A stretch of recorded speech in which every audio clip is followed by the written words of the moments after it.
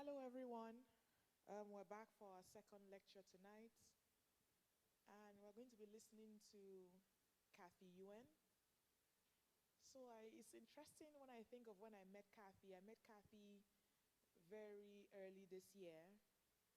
We were at an event for women who were being considered to be on boards or who were, kind of wanting to be on boards. And we had a very good conversation. And I found out that Kathy is also an architect, just like myself. For those who don't know, I'm an architect. So, interestingly, in our conversation, I had no idea that she was the person I already knew about because Kathy's firm is very popular. It's called Phase One Design, and it's been here for 17 years, and there's offices across Canada. And they've won several awards. Kathy is very popular, at least by name, because I wondered why I didn't recognize her, when I saw her. But it's very commendable what she's been able to do, and when you listen to her story, it's really inspiring to hear that she started this business so young and was able to really weather all the difficulties that are typically associated with, starting out in a very male-dominated, profession. And for her to have remained relevant all these years, 17 years now, is really worth learning from. So on that note, let's listen to Kathy's bio.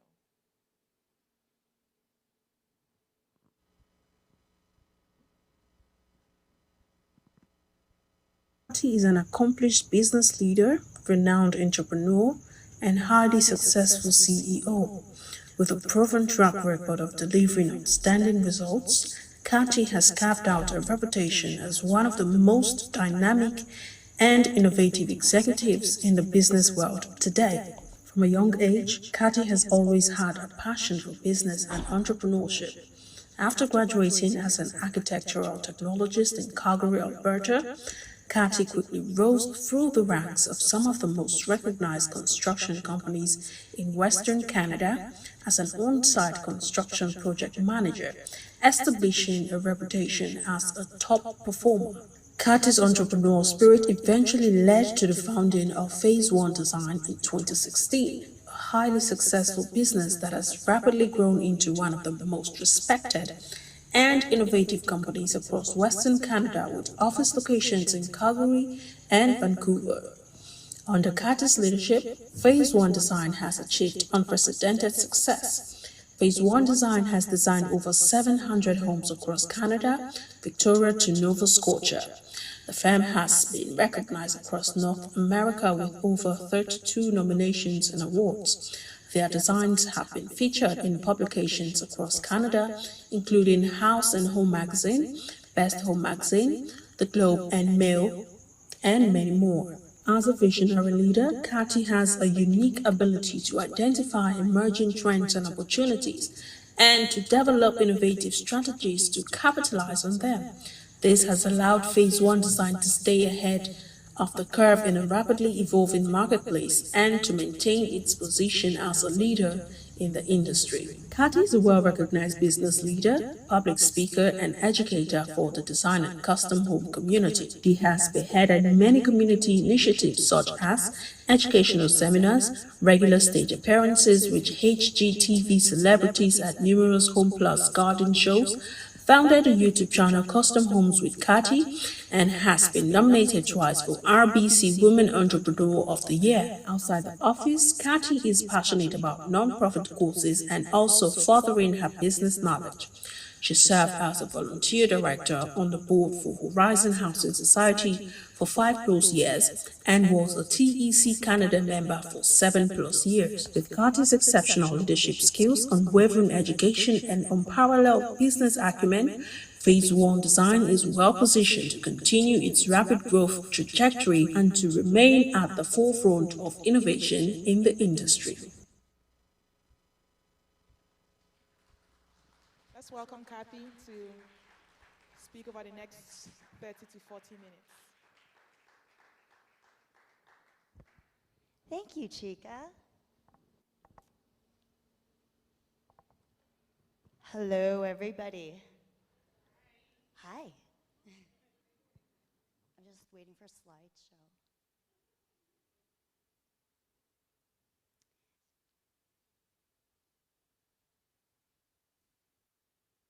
Thanks for everybody for braving the rain and coming here tonight. It was such beautiful weather, right? Calgary summers are the best.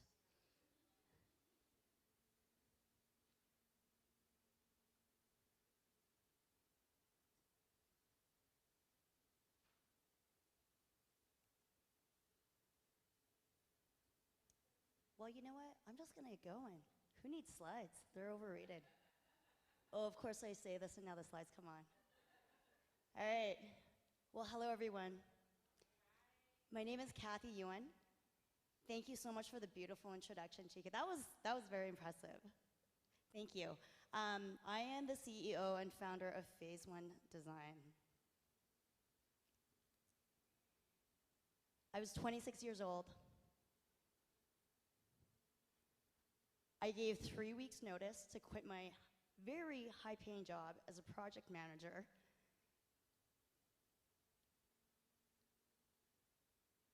I had 0 savings. Well, that's not entirely true. I had, like, I think maybe $200 in the bank. And I decided I was going to start a business. Because, wow, how fun would that be? I was like, oh, you know what? This is going to be great. I know everything because I'm 26 years old. I have so much experience. I had worked as a project manager and in the architectural industry already for, you know, a few years. I mean, that's so much experience. So why not? That was in 2006. My company, Phase One Design, was born. I thought I made the best decision of my life. A business? How easy would that be? You know, as a matter of fact, it was gonna be sweet. This was gonna be a sweet, sweet gig. I was gonna have so much free time. I was gonna go hang out with my friends all the time, with all my free time. Maybe go on some vacations. Maybe catch up on all those books I love reading that I never got around to because I had this thing called a job. And then, of course, I was gonna have a lineup of clients scrambling to my door to actually like pay me for my services because I had started a business. So of course, why wouldn't I have clients? Like, duh. And of course, I was gonna make a ton of money. I was like rolling in the dough. Everything was going to be sweet. What really happened was this. A lot and a lot and a lot of stress. A lot of very late nights.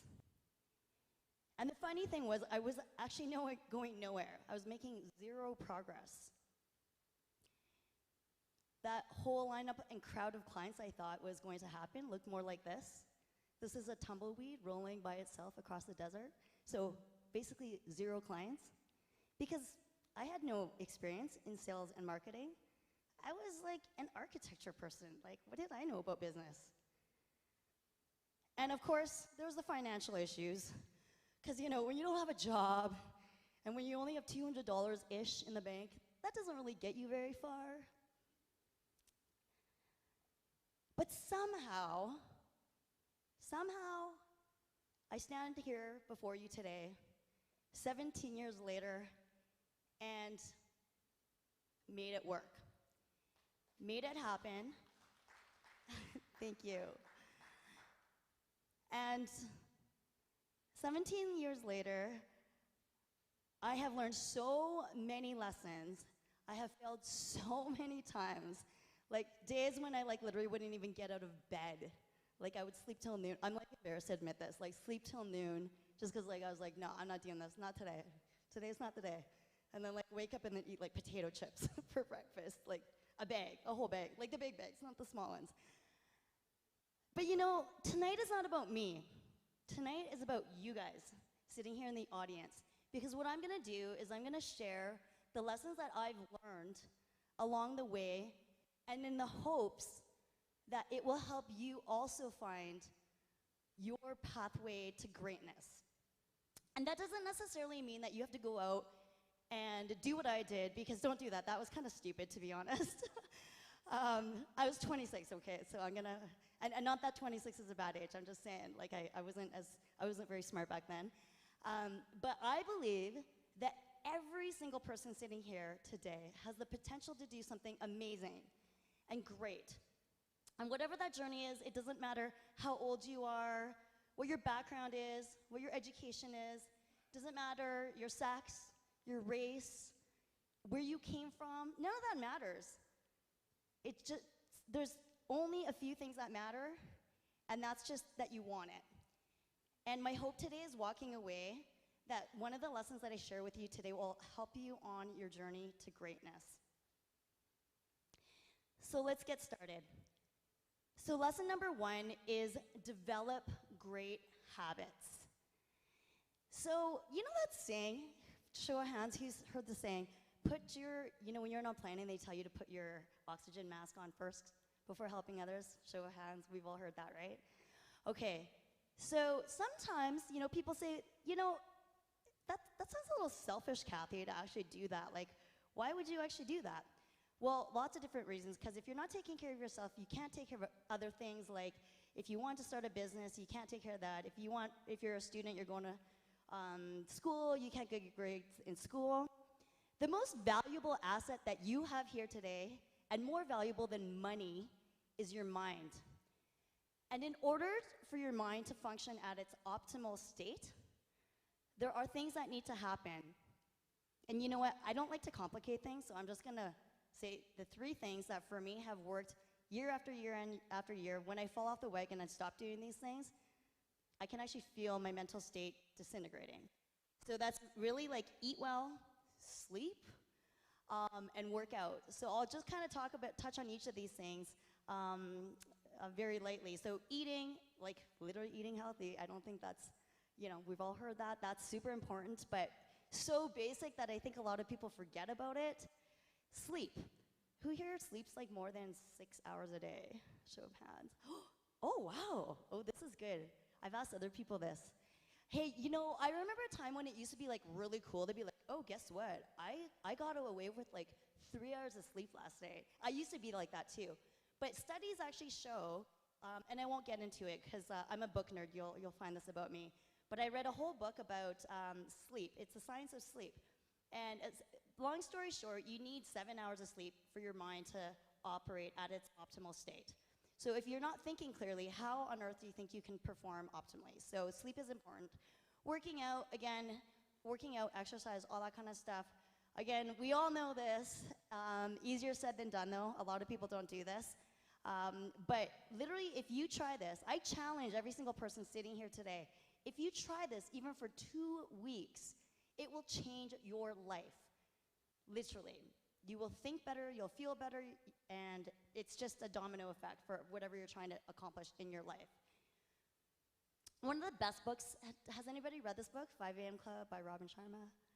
Okay, you have to read it. If you don't want to read the whole book, even just download the PDF summary. It's great. It talks about the habits that you create by waking up at 5 a.m. and doing all those 3 things. I am not a morning person. Who here is not a morning person?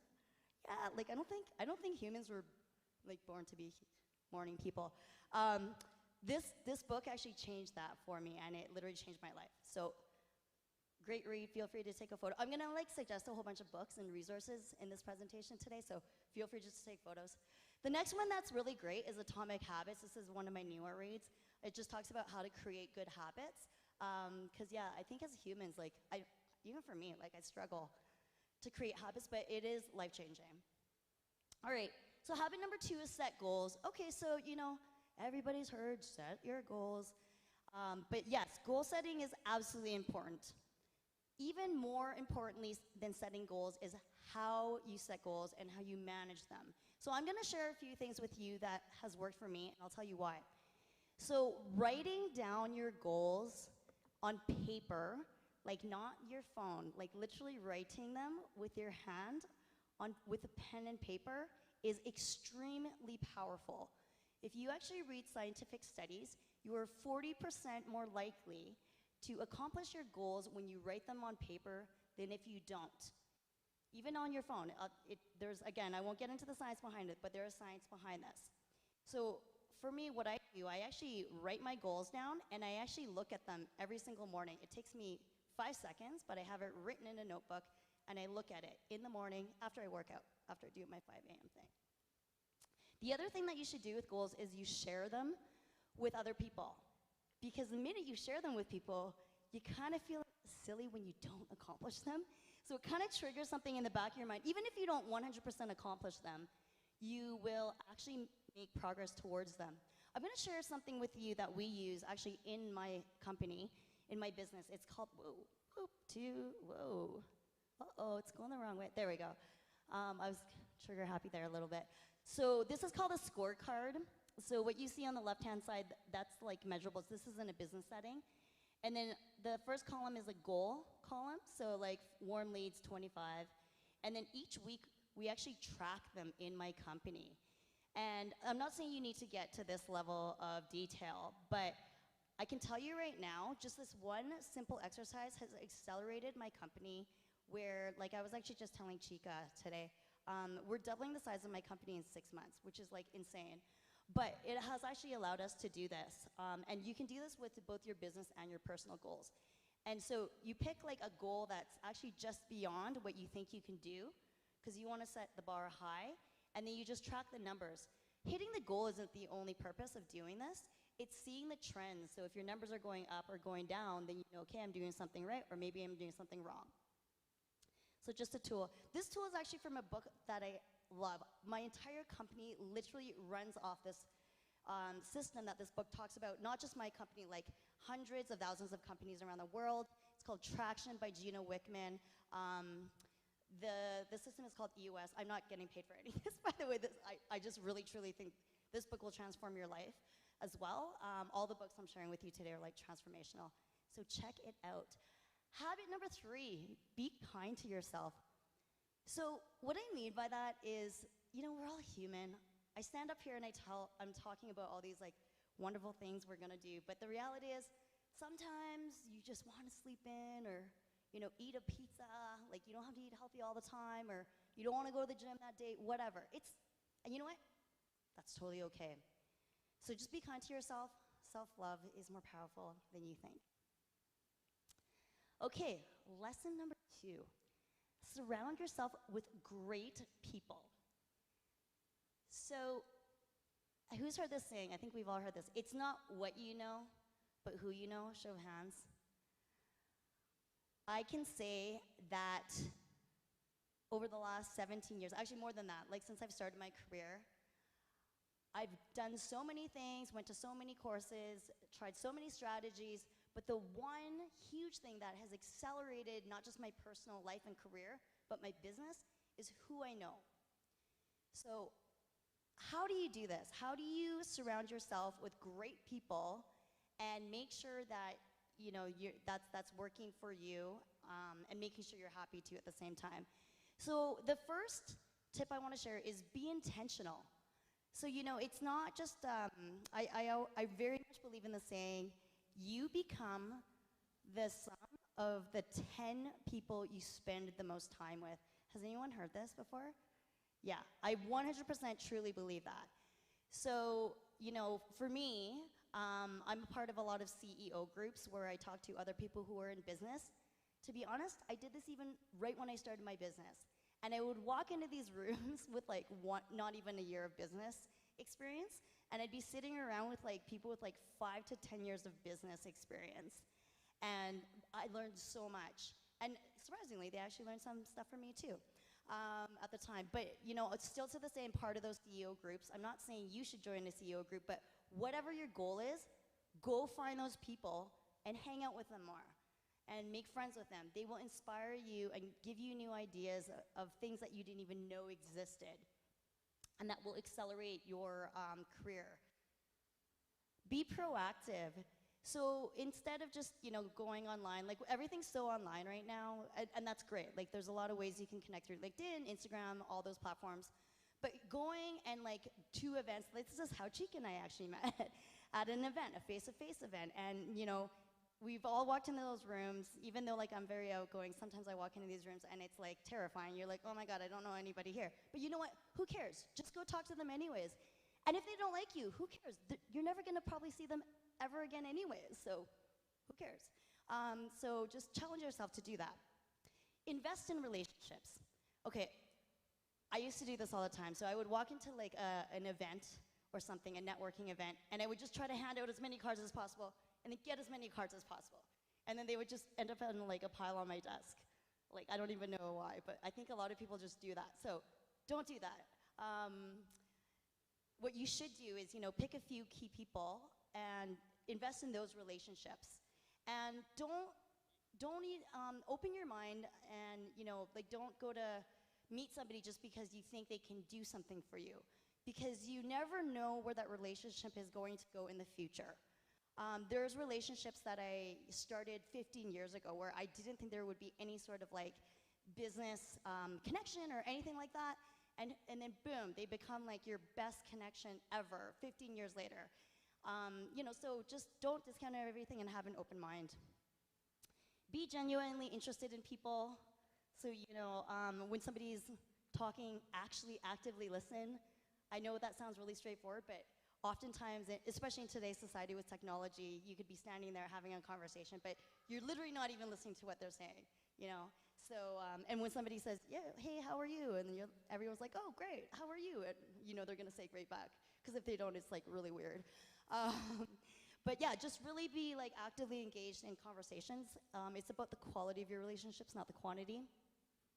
This one, I love this one. I live my life by this. I run my business by this. Seek out people smarter than you. So I have this saying, I always say, I want to be the dumbest person in the room. Like, I always want to surround myself with people smarter than me, or what I think is smarter than me. I actually only will hire people who are smarter than me. One of my interview questions for job candidates is, what can you do better than me as the owner of the company? And you always get that look. You're like, oh, why? I can't believe she asked me this. And they're really scared to like answer that question. But the reason why this is really cool is if you are literally, surrounded by all these people smarter than you, there's only one way to go, is up in your level of knowledge. And again, surprisingly, like I've always constantly done this in my career, and I kind of am always walking into these rooms feeling very intimidated, but I do it anyways. But then it turns out that like you actually have a lot more to contribute than you even, I think we as people think, right? So don't underestimate your abilities, but seek out people smarter than you. And if you run a business, hire people smarter than you always. Be vulnerable and be authentic. Okay. This one, when I started my career, I grew up as a tomboy, but then like, when I got older, I was like, oh, I like to wear dress, I like to wear pink, I like to be very feminine, but I worked on construction sites. Like Chika mentioned, I am in a male-dominated industry. So I tried to like dress myself down, I tried to like kind of like talk, like, I belonged in like the male sector, try to be cool and like fit in. And I did that for probably like 10 years of my career at least. And then I was like, you know what? Screw all those guys. Who cares what they think? I'm just gonna be me. And you know what was interesting? That has actually accelerated not just my personal brand, but my personal career and my business, because it makes you different, and being different is awesome. I used to think being different sucked, and I was like always trying to fit in, but just be you. And that's okay to be you, and people will love you for you. And if they don't, they shouldn't be in your life anyway, so who cares? And then being vulnerable as well, being able to walk into a room and say you don't know something. I used to be really scared of doing that, especially early on in my career, where like I didn't want to look stupid. But now I'm like, you know what? I don't know this. Can you just explain this to me? And you know what happens? People don't laugh at you. People respect you for that, for your candidness and your honesty, and they even want to help you even more. So it's crazy how that works, right? So just like I really believe in this. Be vulnerable, be authentic. It will accelerate you so much further. Last but not least is lesson number 3. So develop persistence and perseverance. So failure is such a bad word. I hate that word. You know, it implies like negativity, like it just bad things. But it shouldn't. You should use failure as a stepping stone. And I think we've all heard that. We've all heard, okay, it's okay to fail, da da da da. Okay, so yes, but now what? How do you apply that? So you know what? Fail fast. If you did something wrong, just be like, all right, you know what? That sucked. Own it. Yep. And then like analyze it. Here's what went wrong, and here's what I'm gonna do in next time I'm in that same situation.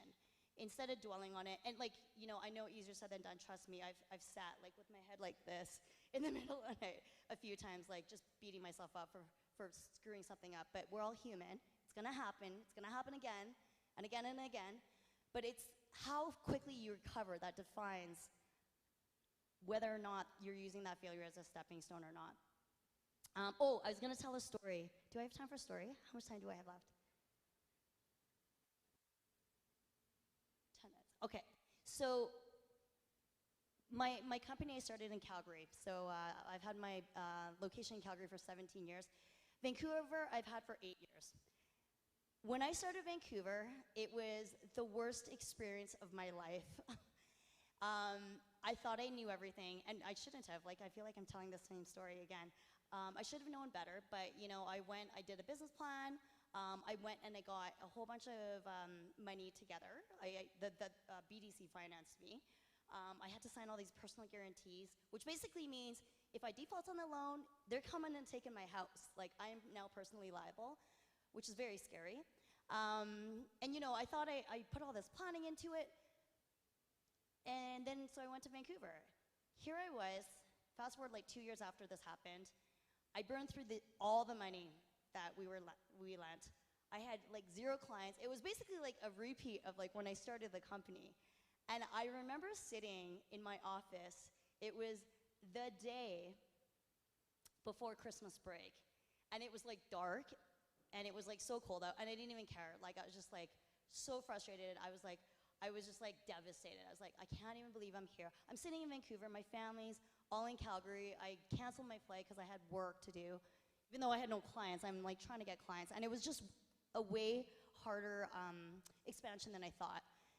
So here I am sitting there, and I was just so defeated. And I was like, you know what? I'm like trying to talk myself out of this. I'm like, you know, Kathy, pick yourself up. Don't do this. You're way stronger than this.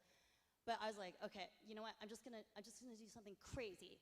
And I'm like, so builders are our clients, right? Because we do architectural design. So if I can get a builder that will refer me a job, then that's the quickest way for me to get a project and a client, and therefore revenue.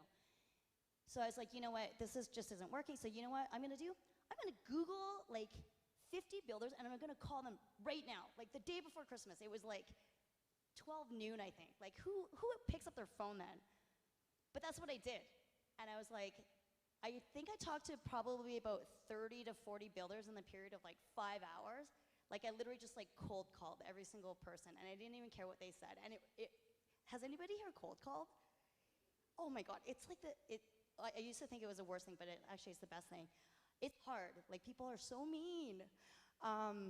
They hang up on you and they call you names and whatever. So anyways, I went through that list of builders, and one of the last builders I talked to just happened to be this new builder that, you know, he was on the up and up, and he was quite influential in the industry. And he's like, you know what?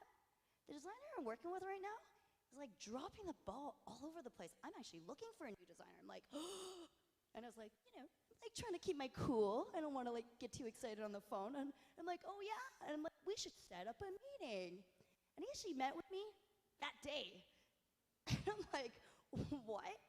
And this builder gave me like, I want to say it was probably about 5 to 10 projects a year, regularly for the next like 5 years, and really like helped accelerate the business. This same individual ended up becoming the president of the Canadian Home Builders Association, and to this day we're still friends. But had I not failed so bad and like not like wiped the tears off my face, you know, and like pushed the bag of chips to